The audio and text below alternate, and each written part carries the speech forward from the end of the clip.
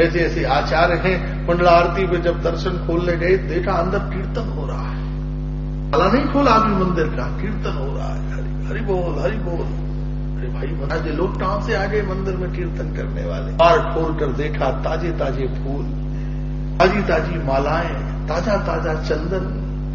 चंदन के ऊपर किसी के पैर पड़ जाए ऐसे महाप्रभु के चरणों के चिन्ह दिखाई दे रहे हैं। अनुभव रम्यम च प्रीतिश्च। प्रीति में क्या है? आभास, अनुभव, क्योंकि संप्रवृत्तता। ठाकुर जी के मंदिर में जाइए, भोर कचौड़ी कहीं रखी है, पूरी कहीं रखी है, सब्जी कहीं रखी है। फिर जो गोपीनाथ का आप चरित्र सुनते हो, साक्षी गोपाल का आप चरित्र सुनते हो, ये भगवान के प्रति उस आनंद की मूर्ता, उस आनंद का श्रेय हो। भगवान की प्रत्यक्षता कहीं भी। राधा रानी जी का स्वरूप देखिए, राधा रानी स्वरूप कैसा है? ऐसा। और बाबा जी महाराज, श्री उन्माद डोड़ेश्वर वैष्णवाचार्य श्री विजय कृष्ण गोस्वामी जी महाराज, हमारी सेवा चल रही थी उन दिनों में। ये बात हम आपको बता रहे हैं 1886-87 की। हमारा तो जन्म भी नहीं हुआ था। मंडला आरती का समय था। बाबा जी महाराज मंडला के लिए चाबी लेके गए। 4:30 बजे मंडला आरती होती थी। ताला खोला, ताला खोल के वो चांदी का दरवाजा राधा रमन जी का खोला। उस दरवाजे के अंदर एक पर्दा और लगा रहता है। चांदी का दरवाजा खोलते हैं, दरवाजा खोलने के बाद जब वो पर्दा खोलते हैं तो पर्दा खोलने से पहले ताली बजा के तब पर्दा खोलते हैं। तो आज पता नहीं कुछ ऐसी मस्ती थी।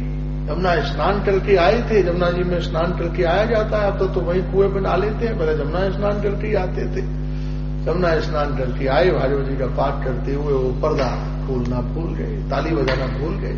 और ताली बजाना भूल के पर्दा हटा के जब अंदर पहुंचे तो देखा कि जो राधा रमन जी अपनी सैया के ऊपर शयन कर रहे थे, वो राधा रमन जी का एक हाथ तो रखा था सिर के नीचे और एक हाथ रखा था राधा रानी के ऊपर। राधा रानी का स्वरूप तो ऐसा है। लेकिन जब वो अंदर अचानक पहुंचे तो देखा एक हाथ तो था सिर के नीचे। जैसे कोई आदमी बहुत रिलैक्स होता है ना, आराम में होता है, तो सिर के नीचे हाथ रख लेता है। तो एक हाथ तो रखा था सिर के नीचे और एक हाथ रखा था राधा रानी के ऊपर। ऐसे ही बाबा जी महाराज पहुंचे और ठाकुर जी के स्वरूप विग्रह का ये परिवर्तन देखा तो बेहोश होकर गिर पड़े, आंखों से आंसू बहने लगे। अगर मंडला आरती के श्रोता सब इकट्ठे हो गए, हल्ला मचाने लगे, क्या मंदिर है, कोई पंचुअलिटी नहीं है, 4:30 बजे आरती का टाइम है, 5 बज गए, अभी तक आरती नहीं हो रही है, क्या कर रहे हैं? कोई आक्षेप, कोई आलोचना, कोई कुछ।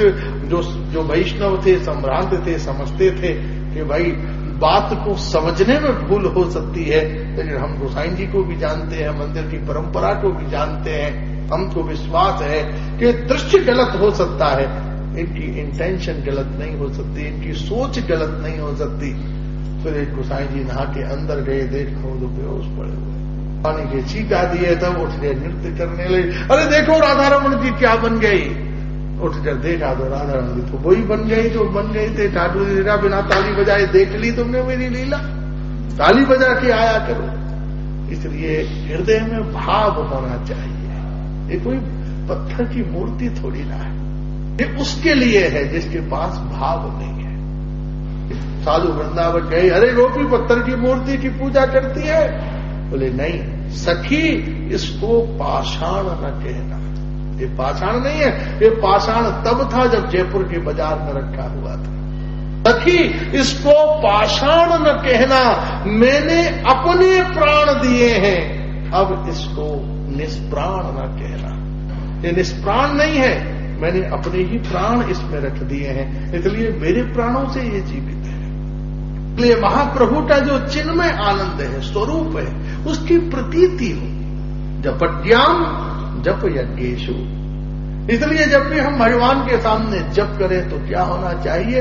इष्ट गोष्ठी होनी चाहिए। इष्ट गोष्ठी, जब भी आप जप करने बैठो, नेत्र बंद करते ही क्या हो, जो आपकी इष्ट मूर्ति है उसका प्राकट्य हो। भगवान के ये चरण भगवान की ये कटी, भगवान का वक्षस्थल, भगवान का मुठारविंद, और मुठारविंद में ये नेत्र, ये नासिका, ये कपोल, ये अधर, ये दंत, ये कान, ये कोमल भुजाएं, ऐसा चिंतन करते हुए ठाकुर की छवि जब निर्मित हो जाए तब उसका दर्शन करते हुए आप जप कीजिए और थोड़ी देर देखेंगे कि वह स्वरूप नृत्य करेगा।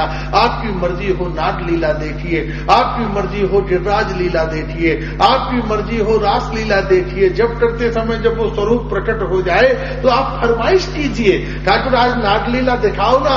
उसी समय देखो जमुना जी बह रही हैं, कालिया नाग आ गया, ठाकुर उछल के ऊपर चढ़ गए। और केवल ठाकुर को नहीं देखोगे, जितनी लीला